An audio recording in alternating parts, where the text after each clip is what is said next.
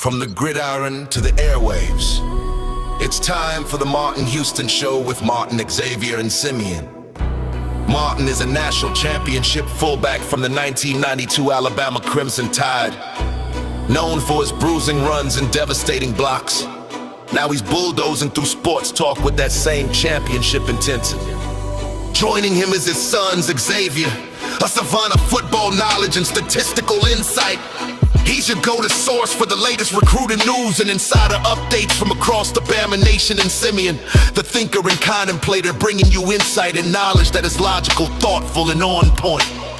Together, they deliver fair and balanced analysis from an insider's perspective, with real conversations where the callers, the listeners, and the online maniacs get in on the action by sharing their thoughts, their comment, and their reaction.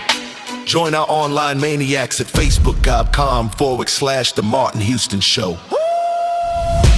You're listening to Tide 100.9 and 1230 WTBC.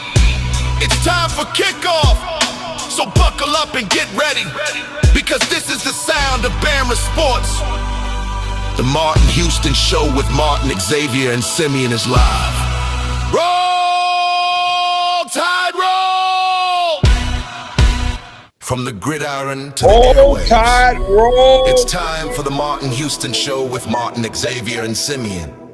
It's Free for All Friday. We're powered by the good folks at Box Eye Care. Box Eye Care powering us each and every day.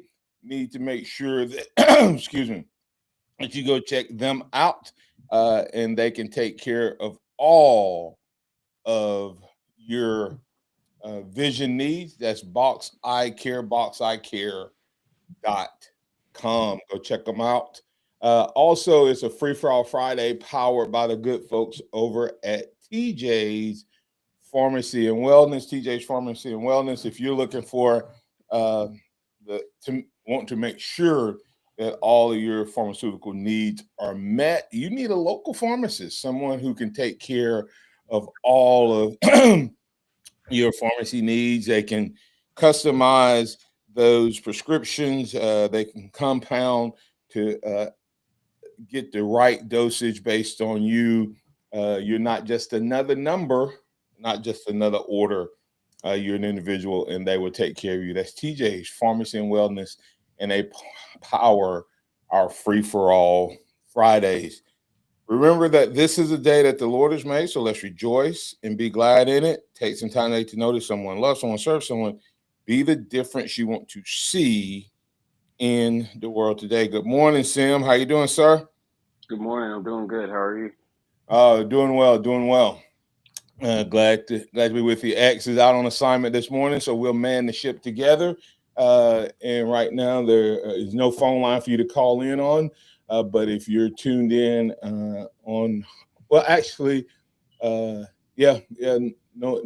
can't call in right now, but you can still join us if you want to post a thought on the online live streaming side of things. So we welcome everyone in. Good morning to the Maniacs, Hollywood, the barber with Rodriguez Carlisle. Been missing you, Rodriguez. Good to see you. Teresa Pittner, Mr. and Mrs. Pittner up there. You guys survived the snow, I hope. Jacob Powell, I know you're planning for a big weekend. I think you're supposed to get a little bit of that stuff this weekend. And then P. Fields rounding things out this morning. So welcome, everybody. Glad to have you in and up and at 'em with us. If you're out there, give a shout out where you're logging in from. We appreciate all the interaction we get from you guys. So, it's a free-for-all Friday, so we can go anywhere, man. I mean, we can hit some of the topics we've been talking about. We started to Adam. I want to call him Adam.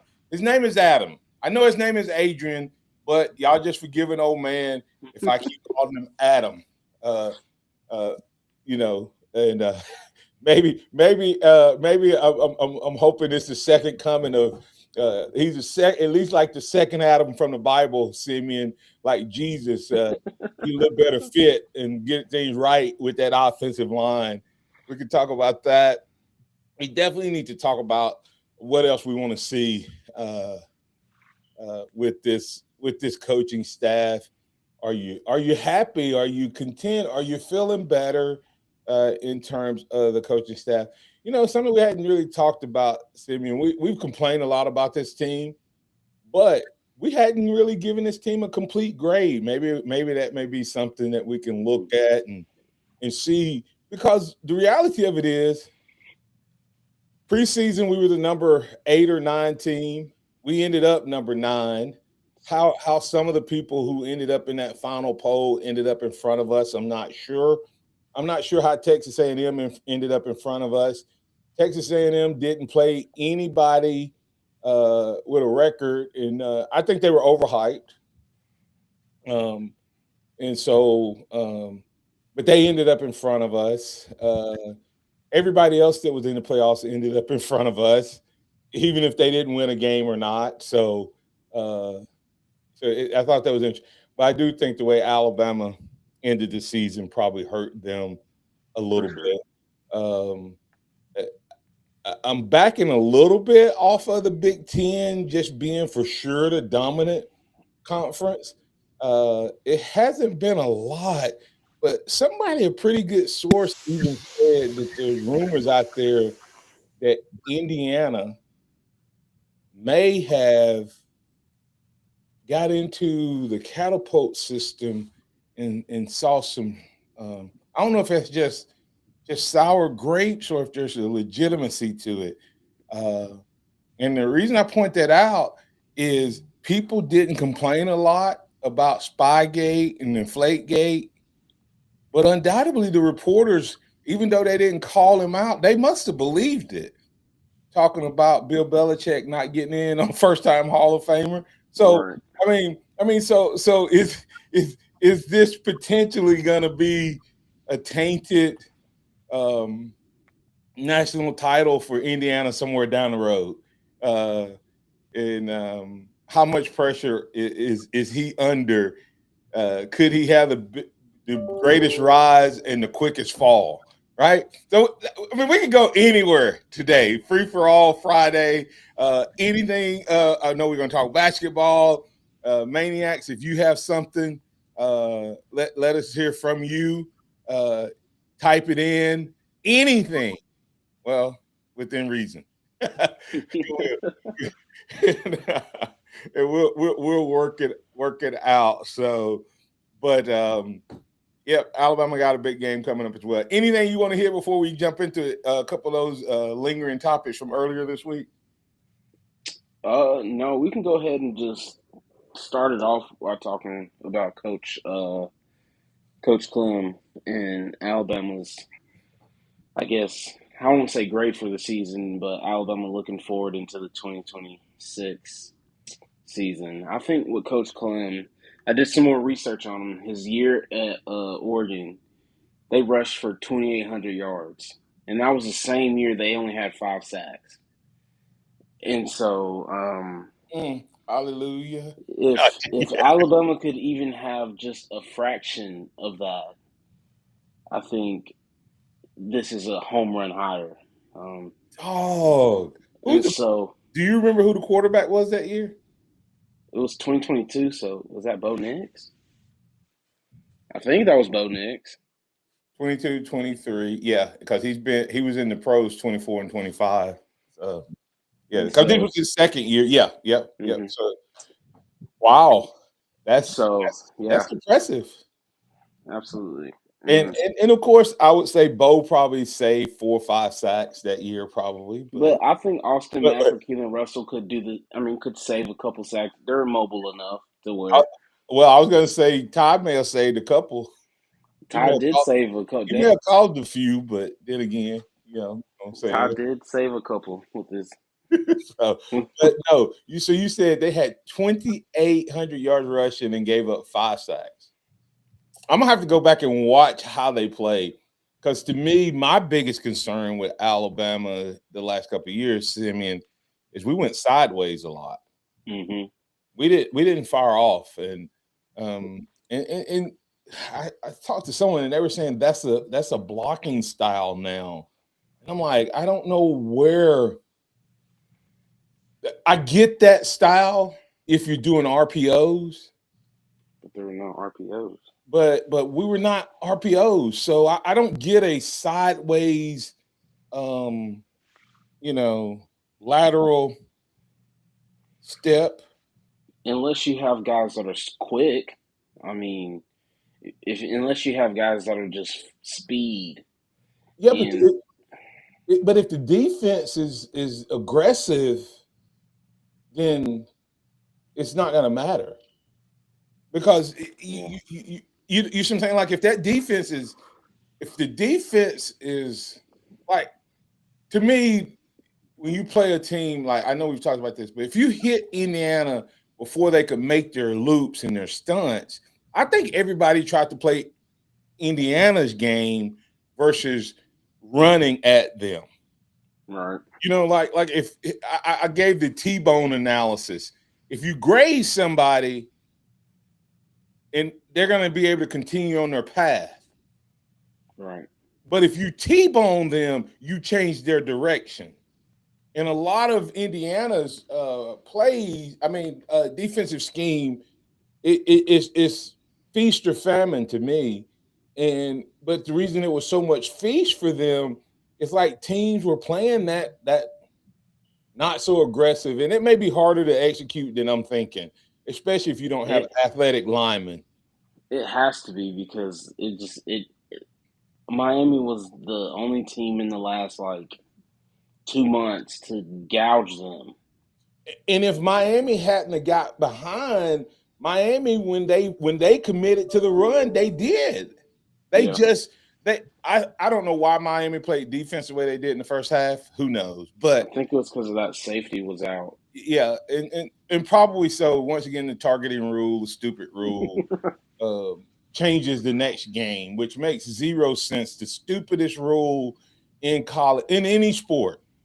I don't know of another rule as stupid as that, where somebody, especially when it's nobody out there is. I haven't seen a targeting call in the last couple of years where I thought, well, this guy, he really just made up his mind on his way to that guy that he was going to hit him in the head.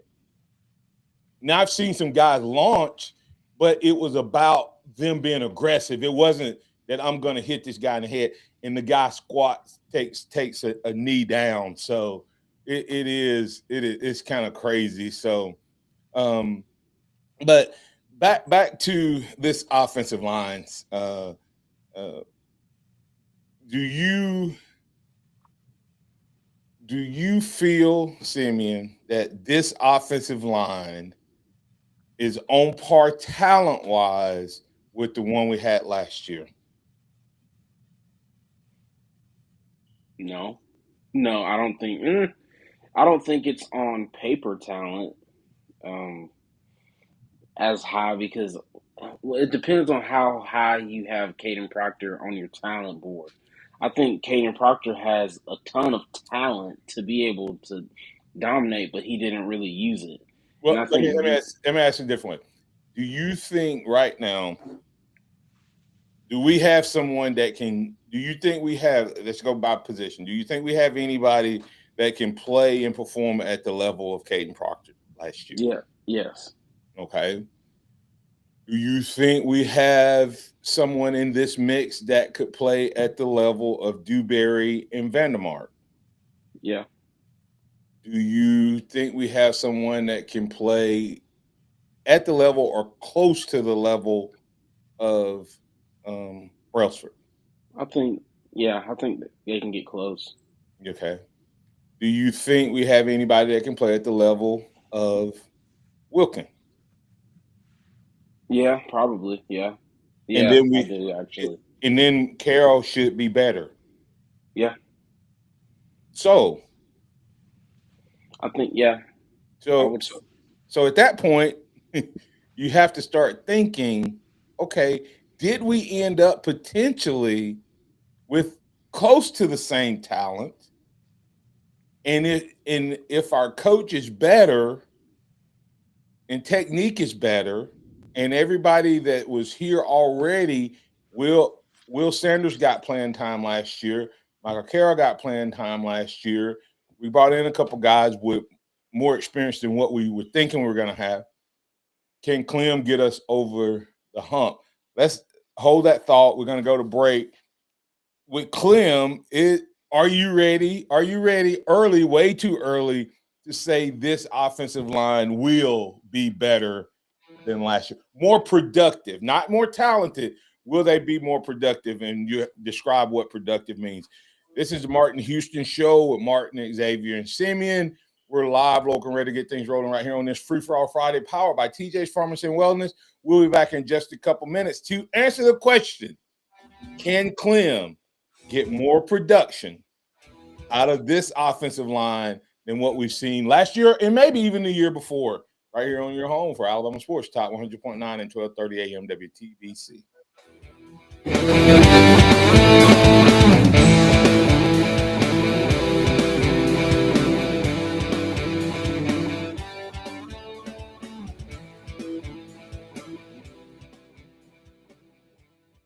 Tide 100.9 traffic. Tuscaloosa traffic now from the Townsend Nissan Traffic Center. Not much going on this morning. We don't have any accidents to tell you about. Just the normal construction that we have. Skyland Boulevard at 359. Also, Skyland Boulevard, both northbound and southbound at Clearview Hills Drive.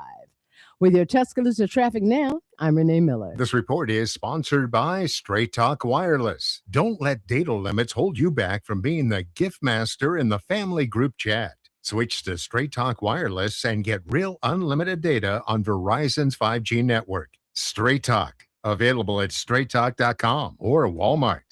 Ah, the most beautiful time of year is upon us. Tax season.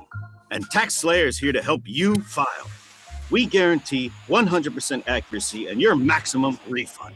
Those are some good numbers. And you can trust me because I'm a talking calculator. Did I mention Tax Slayer even has support from real US-based humans? If you have any questions along the way, beat the rush and start for free today. Tax Slayer.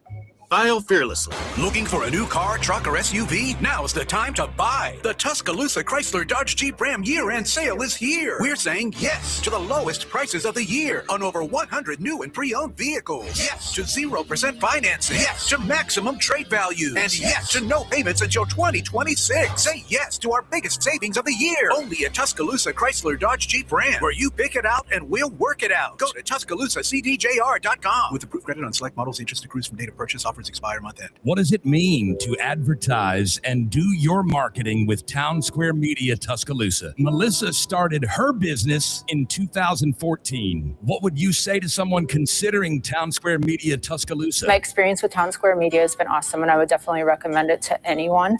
I think that this is the first time in my marketing experience that I've been able to see my return on investment. I would definitely say in the past that has not been the case. In this, I like knowing that that's 100%. A lot of the marketing we've done has been radio.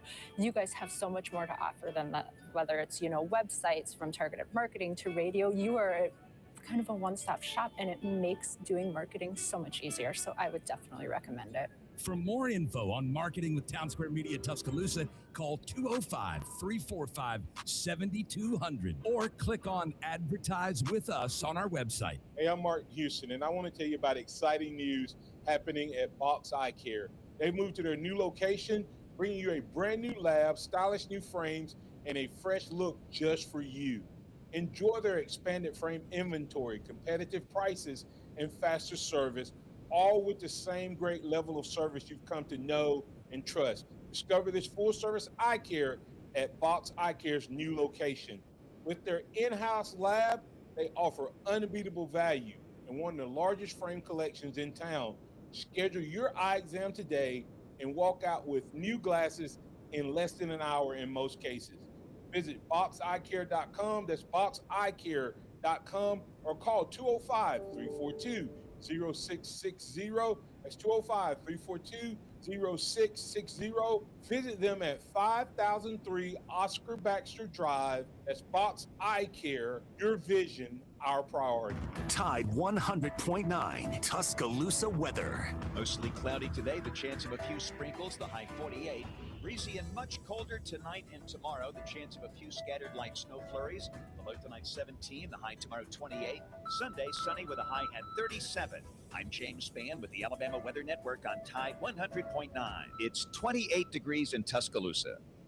Keep it locked into Tide 100.9 for more of the Martin Houston Show with Martin Houston and X's and O's Sports, Xavier Houston.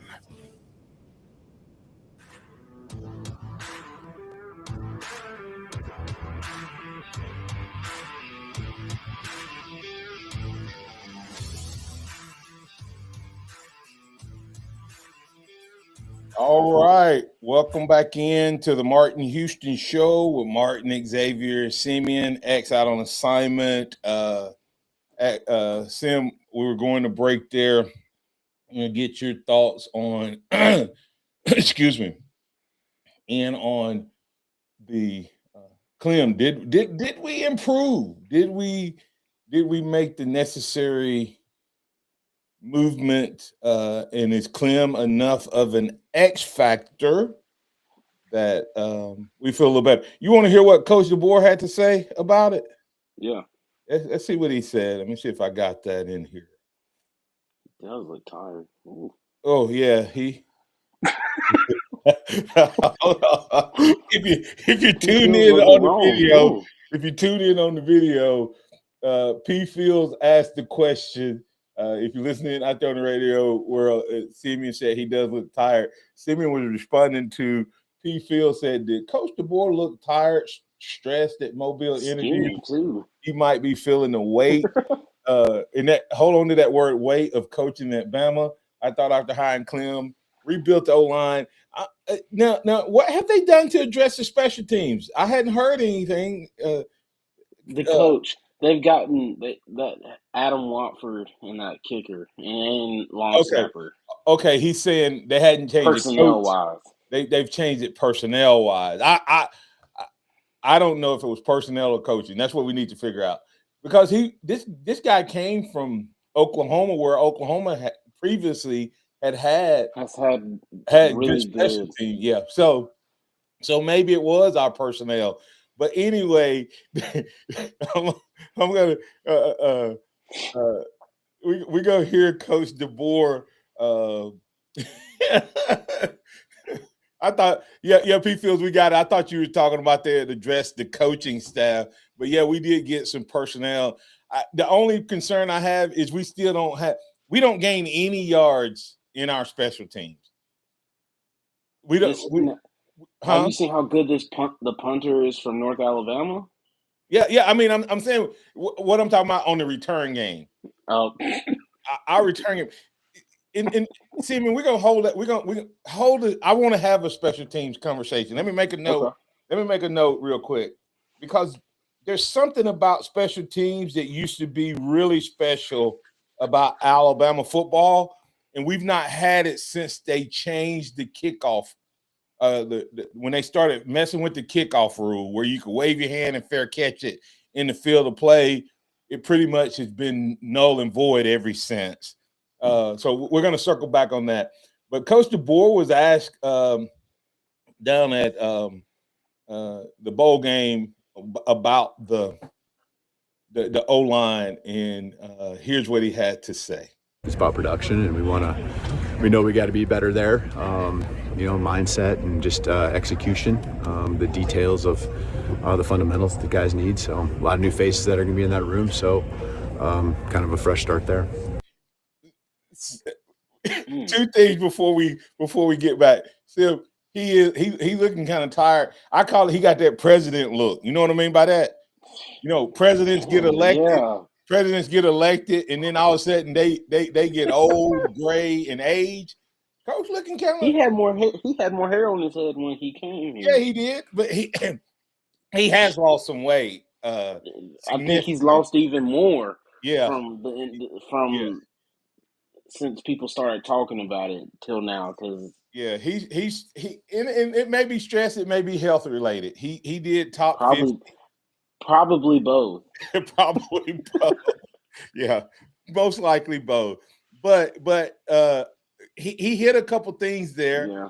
He did say, let me tell me what you heard him say. He didn't say a lot of words, but he said a couple of words that I'm looking at that I'm looking for. I've already used one of them this morning. I mean, mindset, just having an aggressive mindset and then execution. And I mean, having especially as an offensive lineman, those are probably one of the two most important things when you're looking for in a good offensive lineman. What is their mindset? Yeah. And then how well can they, like Jacob Powell just said, fundamentals.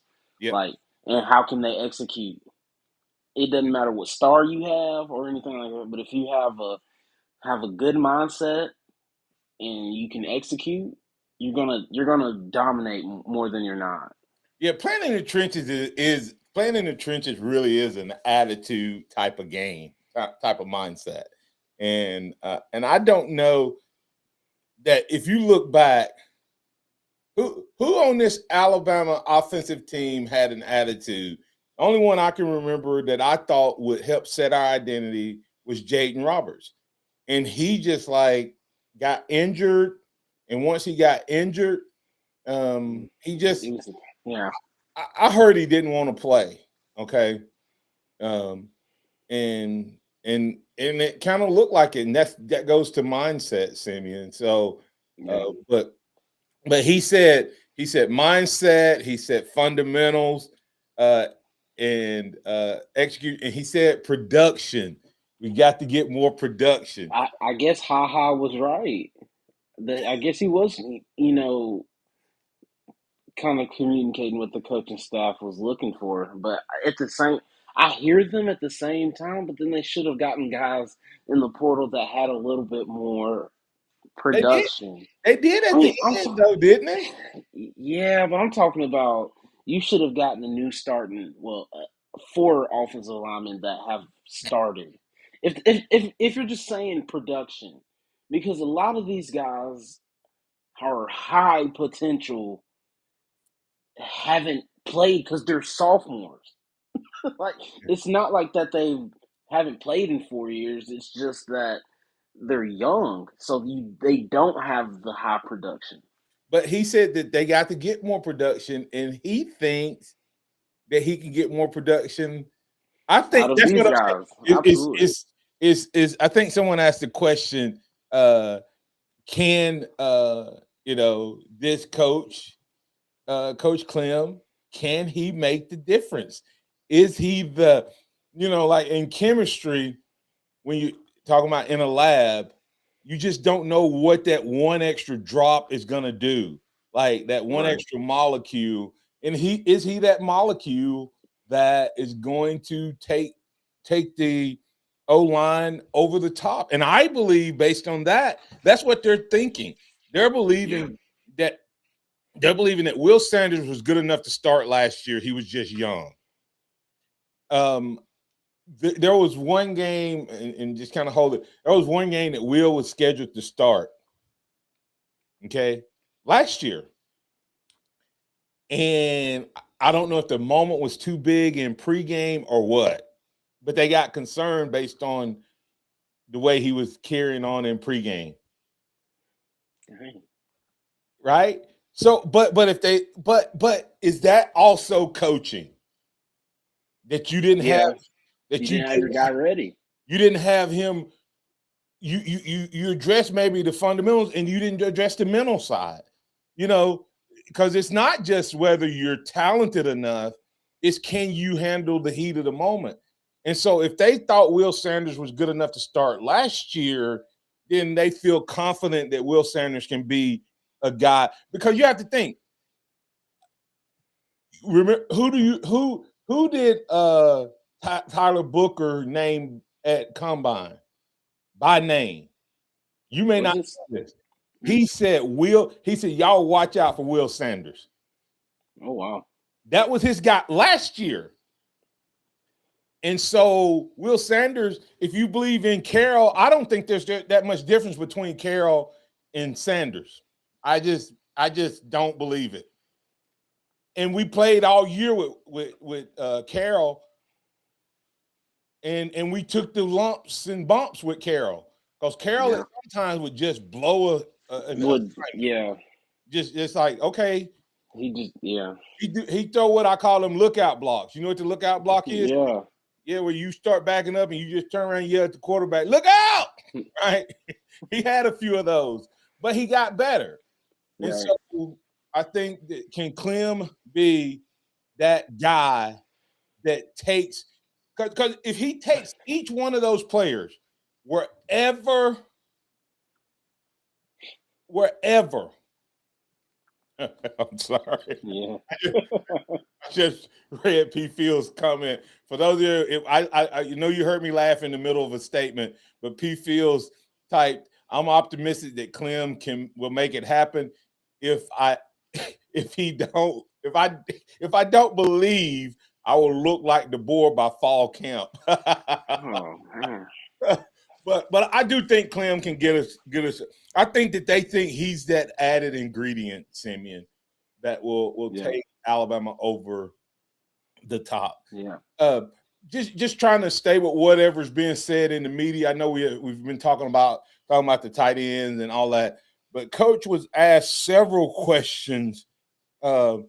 He was asked a question about Ryan Williams in the wide receiver room and Coach Nix, but he also had a question about the portal. Simeon, let's see what he had to say just about the portal, and then we'll circle back on what he had to say about Ryan Williams as well. Here's Coach DeBoer when he was asked about the portal on yesterday. How do you think the portal class came together?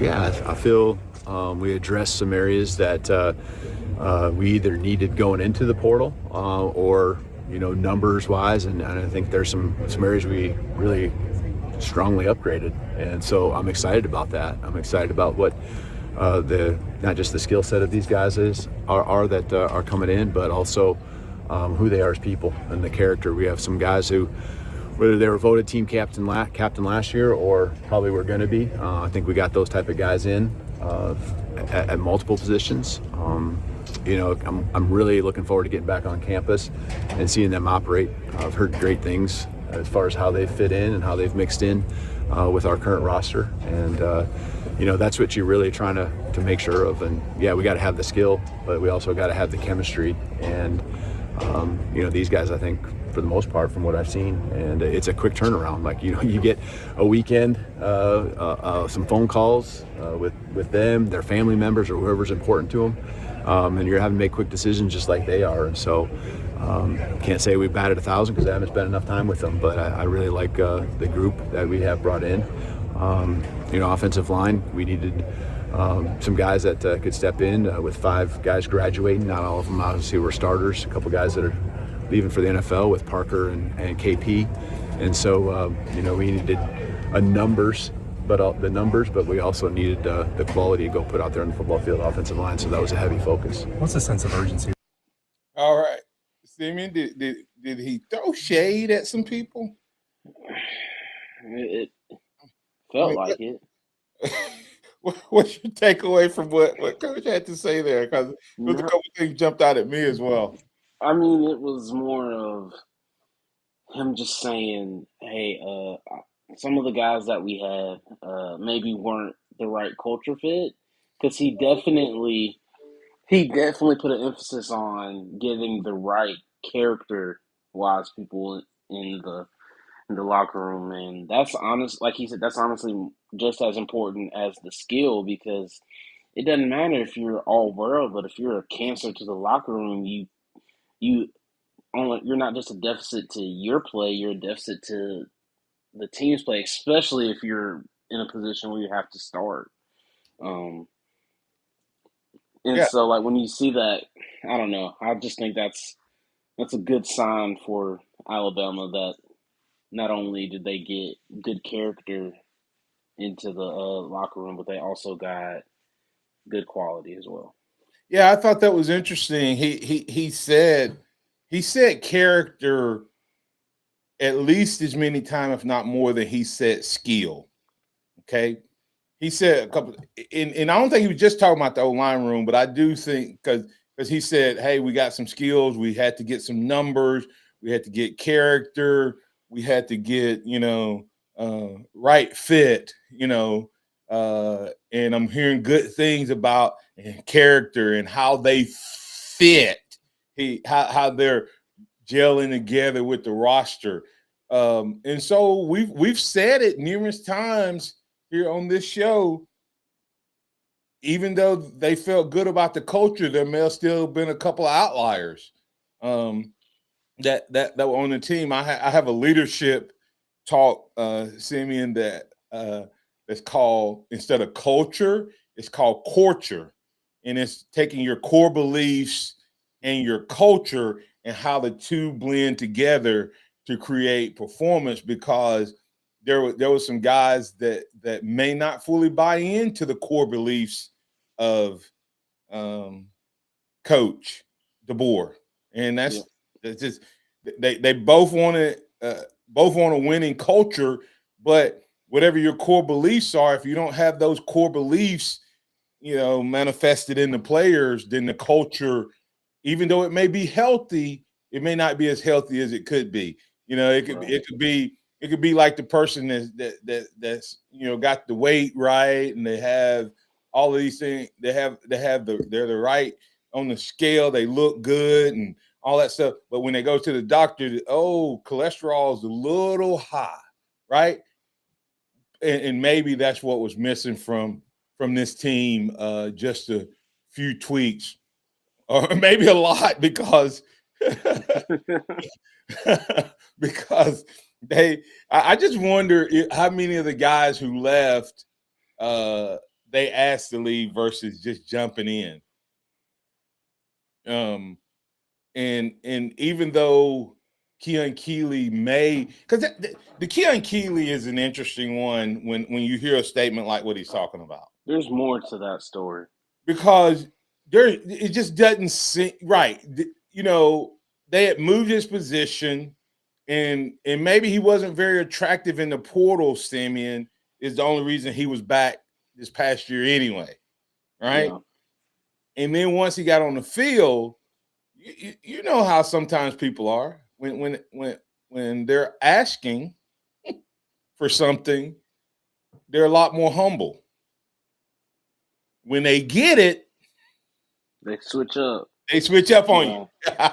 And so did Keeley down the stretch get enough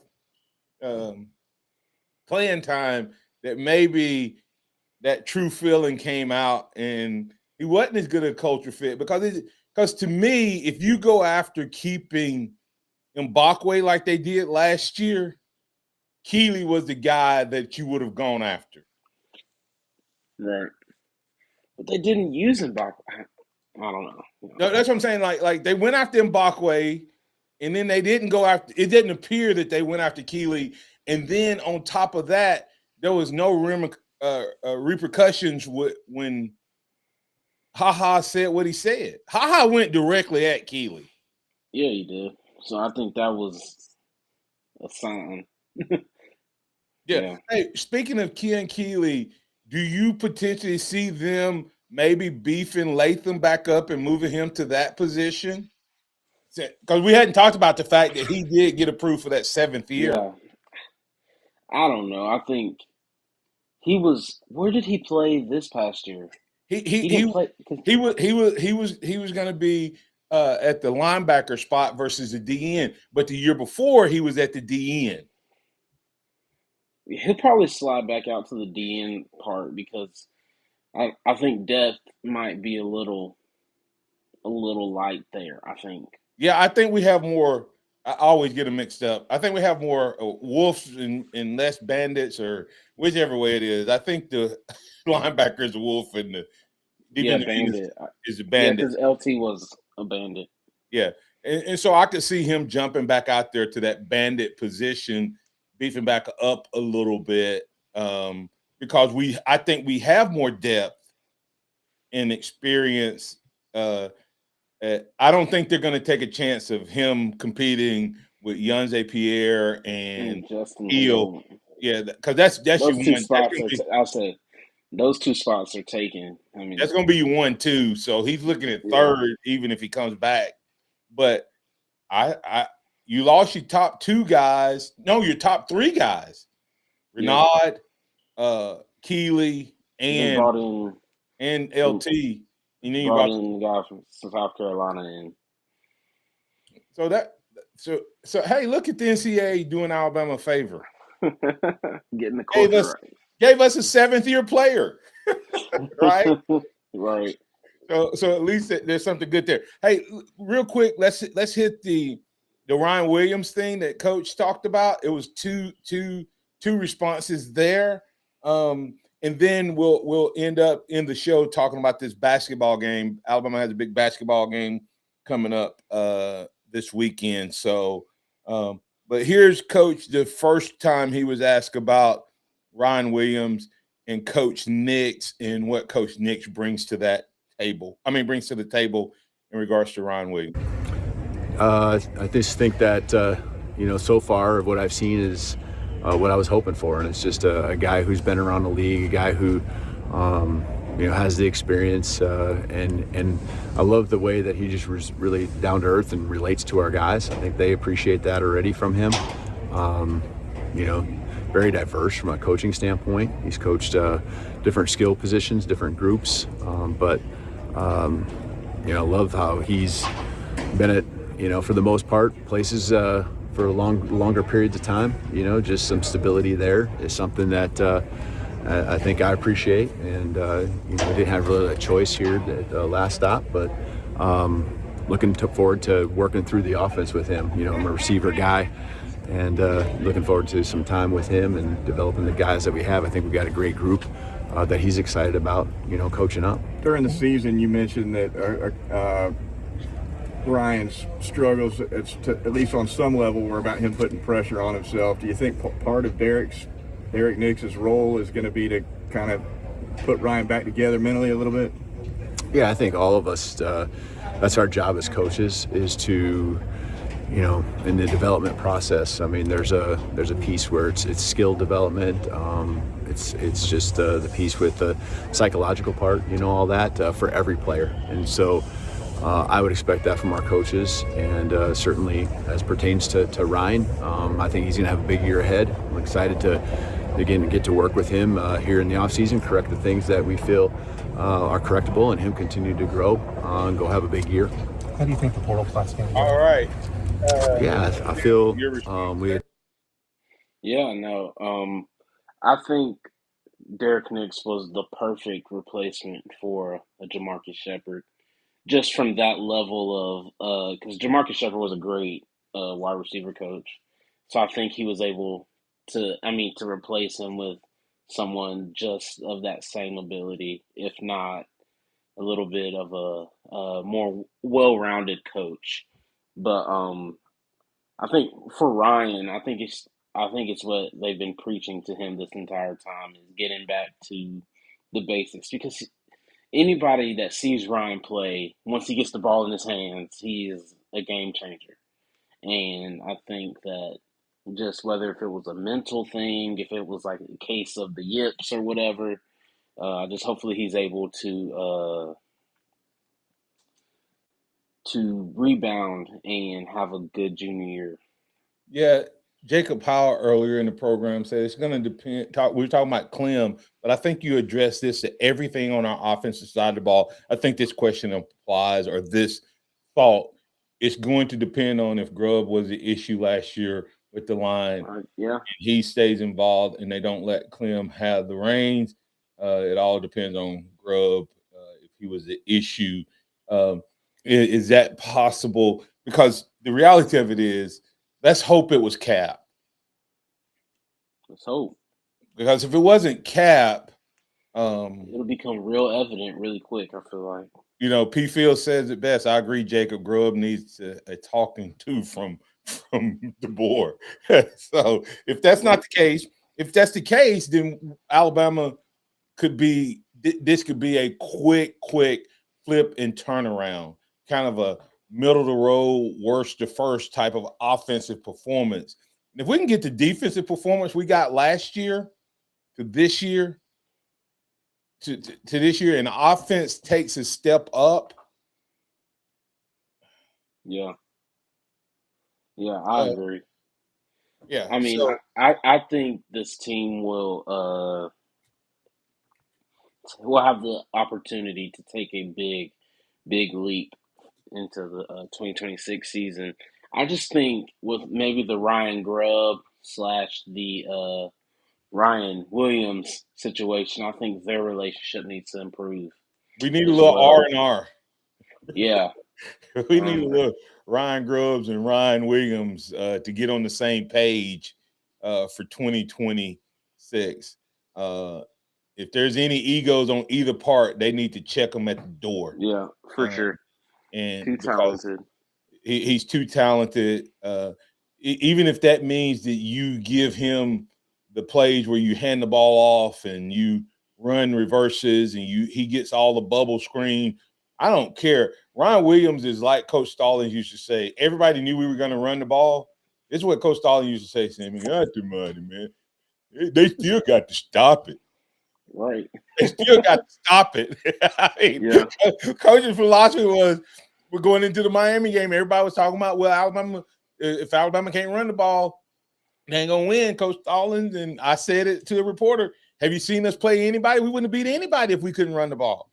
So There you go. Ryan Williams, you still have to stop him even when you know he's getting the ball. And I think mentally there's a lot to that.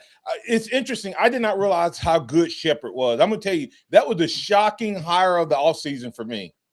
I knew the guy was an unbelievable motivator and encourager, but I had no idea he was that respected in the coaching field. It's a big deal. Huh? I said that's a really big deal. Yeah, because he went from a wide receiver coach, sort of like Dabo. Dabo had never been a head coach either. But Dabo was that player coach who maximized his players, and coaches and ADs had watched him. Right. And so it'll be interesting to see. I wish him nothing but the best out that way. But Nick comes in, man, with, I think, even more to add to the offense than maybe Shepard was allowed or given. Because we saw what happened at Auburn when they went from what's his name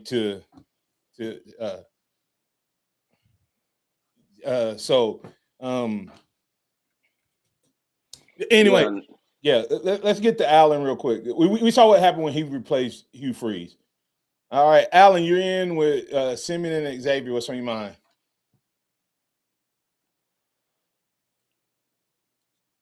Is Allen still there?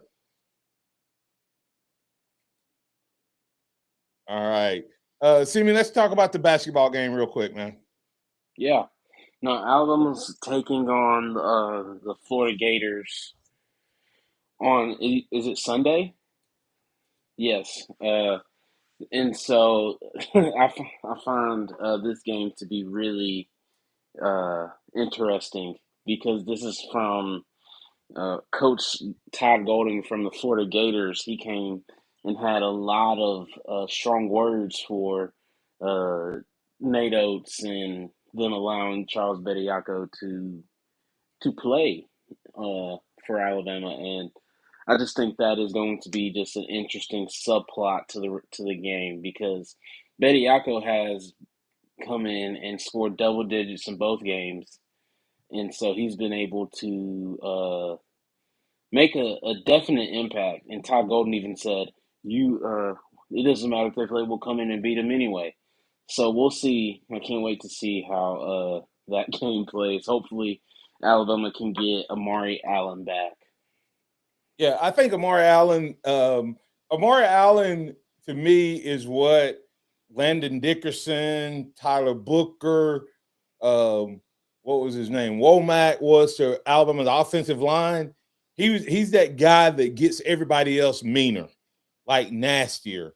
Now I'm gonna say the if there's been a good out of the Allen thing is Houston Millette has his shot's been off, and so he's just decided he's going to help this team win by being tenacious and Yes. hustling. So the good part is that he stepped into that role a little bit. But I think Allen is clearly the blue collar guy effect. And this team misses that. They don't have enough blue collar right now to go with the three in the inside game. I think all of that, when all of these guys get back together, Simeon, I think they're going to have blue collar 3-point and inside game with Bediako if that is the rest of the year. And by the end of the tournament, maybe they'll have that chemistry. I hope so. I mean, Amari Allen has brought in so much just value to this team as a freshman. And I feel like he has had he might not be the same scorer that Brandon Miller was, but I think from just overall being NBA ready at 18 or 19, I think he is cut from that same cloth of just being, you can tell he's a step above the majority of the guys he's playing with. I think he brings as many points to the table between what he does defensively and what he does offensively. I think together he's an 18 to 20 point a night difference. What he adds with his offense and with his defense. And I think he makes everybody else play with a different attitude, Simeon. I agree. And I think we're going to see an even better Alabama team. I think the first Bediako game, they struggled a little bit. I think the second one, they got a little better sea legs. And then last but not least, I think without a doubt, they got together. Hey, what we're going to do here is because we had to combine some breaks because of what was happening on the airwaves, we're just going to sign off on the airwaves. Simi and I are going to take it to the top of the hour here on the live stream. So thanks to all of you who joined us in on Tide 100.9, 1230 a.m. WTBC. This has been the Martin Houston Show with Martin, Xavier, and Simeon. Trust in the Lord always. Lean not in your own understanding. All your ways acknowledge him, and he will direct your path. We'd love to see you on Sunday at Harvest Church. At Harvest Church, we love God, love people. We'd love to see your face in the place. Come check us out there in Coker, Harvest Church, 10 a.m. Love to see you. Roll Tide, everybody. We'll be back on the live stream in just a moment. We gon' celebrate and have a good time. Thank you for listening to the Martin Houston Show on your home for Alabama sports. Tide 100.9 and streaming on the Tide 100.9 app. All right, guys. Hey, listen, for those of you that we kind of was rushing that conversation to get some of that in, Simeon, to those who are on the airways. But let's circle back on this basketball team. When you look at Bediako, I think the first game, when you look at the Bediako edition, I don't know that it didn't hurt us against Tennessee. Is that our lowest output all year? Has to be close. I think Arizona might have held us to less, but I think that might be. It was definitely we got 73. Think about that. We lost by 6 and scored 73 points. And that's just not a good thing. Arizona, we got 75. Of course, they got 96. Of course, they're beating everybody that way. So right. No, So the Tennessee game was – go ahead. That Tennessee game was without Aiden Holloway and Amari Allen too. And so I think them being a defensive team, and Alabama was in that game for the majority of it. It wasn't like Tennessee dominated the entire game. It was just you could tell that when Fallon went out, the offensive production wasn't where you wanted it to be. And so whenever you kept seeing whenever Fallon would go out, you would have to put in I don't even remember who was running point guard. That's how I think it was like Houston Mallet was and then Reitzel were running the point, and then they aren't point guards. And so of course you're gonna struggle offensively. And I think Ament had his season high. by 6 points, if I'm not mistaken. I think he ended up with Then, either 27 or 29. And but Alabama's been struggling to hit their free throws the last few games, and that was also part of that as well. yeah. So you go back and look. I think if we replayed that Tennessee game, we get them. We get them. But it I looked agree. like a totally different team with a few more practices with Bediako. Like they're understanding now. Like the way we started that game off. I mean, you had Sherelle Aiden out at the 3-point line, which pulled out one of the bigs. So now Bediako is down there, and you have one-on-one for the rebound if it's a short rebound, right? Right. And so I think that it allows you to play different. I don't know how much of we saw of that in the Tennessee game as far as spacing. Yeah. And I think that's going to be a game changer. I think this team have to get healthy, because to me, basketball is very similar to football offensive line. Like, like you can put one wide receiver in for a game, and he can totally change a game for the entirety of the game. You can put one running back in, and he can change the game for the entirety of the game. You can put one offensive lineman in, and it can destroy the game. like, Yeah. like you can you can have one bad wide receiver and it have no effect on the game. Right. You just put him he's just the fourth or the fifth option. Same thing with the running back. But in basketball, it's matchups and it's about the chemistry of the guys on the team. And you hit it a little bit when it was out. But can we be big enough and physical enough against Florida? I think. See, that's the thing. Aiden Sherrill isn't that big, like body. He's not a bruiser in the post, and he's had to be that last, I guess, season and a half without Bediako. And I think Bediako is, especially now. I mean, if you see him compared to what he was doing, you can tell it's been 3 years since he's played at Alabama, and that he's actually played in the pros because of the moves and how quick he moves now. But I think he is physical. Bediako is physical enough to at least take out one of those big men that Florida has.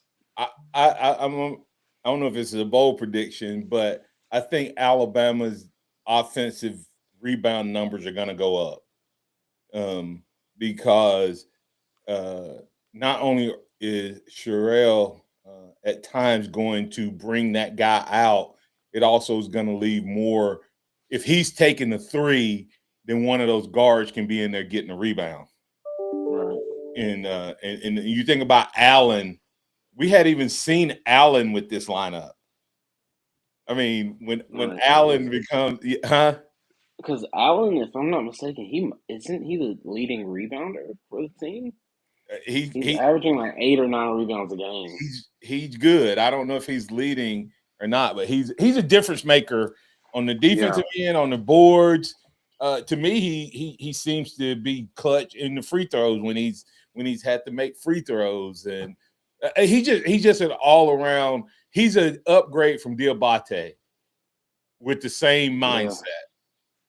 Let that sink in. So if we can get the other guys playing well around him, I think this team, some of those hopes we had earlier in the season can show back up. So looking forward to a big game on Sunday.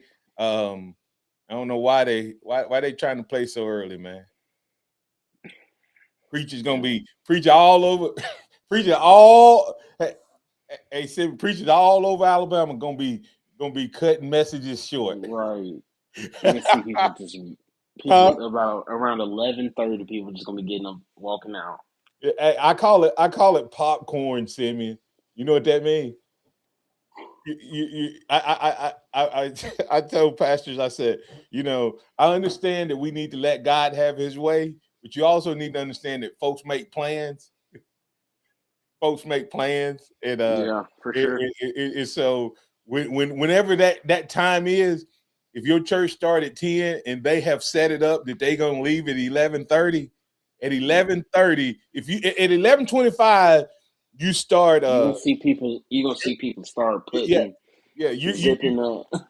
like you if it's 11:25 and you sound like you still going and you're not closing, you're gonna start hearing. You know, like when you're popping popcorn, you start hearing it starting to rustle around a You're little gonna bit. hear all the you're gonna hear all the rattling of the purses in the And back. then all of a sudden at 11:30, when that first one pop, boop, you start hearing it hit the thing, boop, boop, boop, boop, boop. That's how people start popping up out of your church. So pastors, you might want to talk to Jesus and see if he can give you a message that gets you done by 11:30, because you know they're gonna have to get their meal on their way home, and they can't get Chick-fil-A. So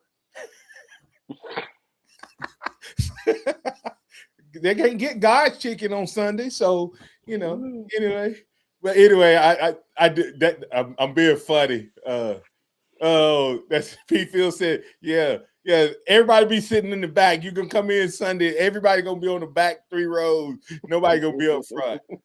Hey, P. Phil, I think they sit in the back at my church, P. Phil, so I don't spit on them when I get excited. So, hey, Siri, any closing thoughts on this Alabama versus Ohio, Florida game? I don't know where that came from, but that No. or anything else we had from this week you want to wrap up before we get out of here? No. Florida has had an up and down season. They're out of conference. They didn't do great out of conference. I think they've had a bunch of new players that they're still trying to get jailed back in, and almost similar to Alabama, but Alabama's had a little bit more success than Florida. I feel like overall. But I think to be a tough game. There's going to be some drama between the coaches because if Nate Oates gets up on Florida,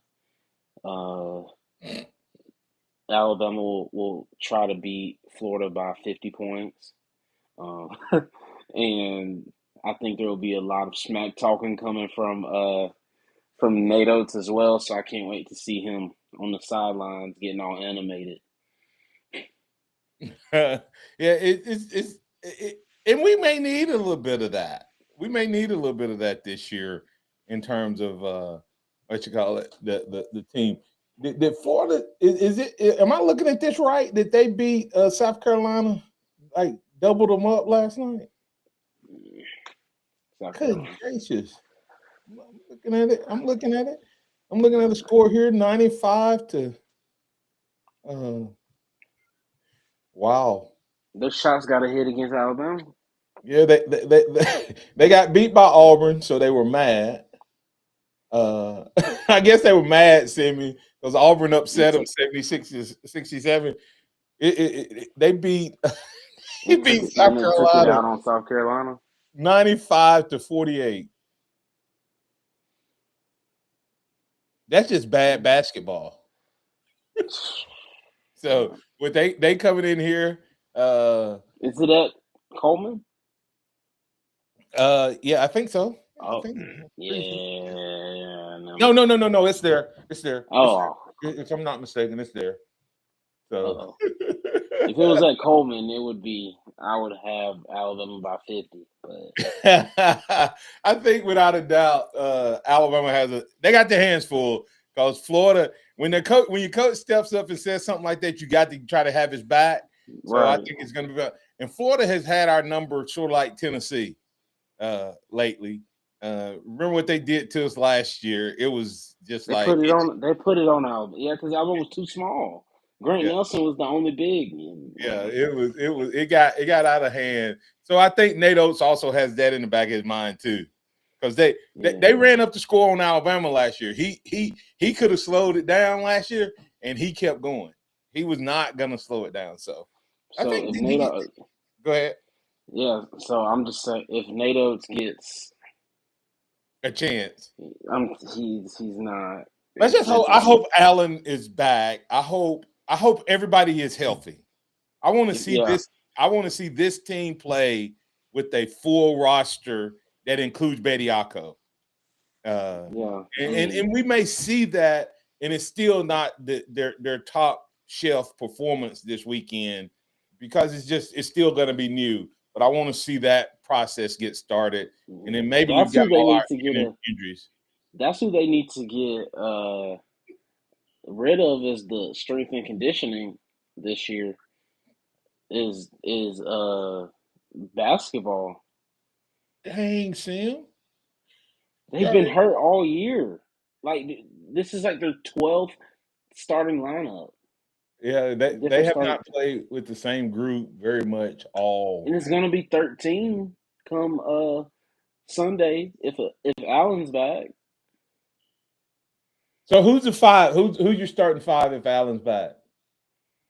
Fallon, Holloway, Allen, Cheryl, Bediako.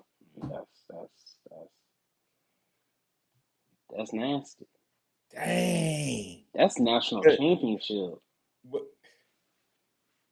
And so then you coming off the bench with Millette, Bolt,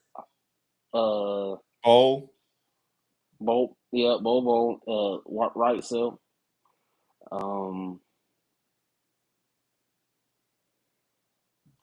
I think you move Noah Williamson to the end of the bench.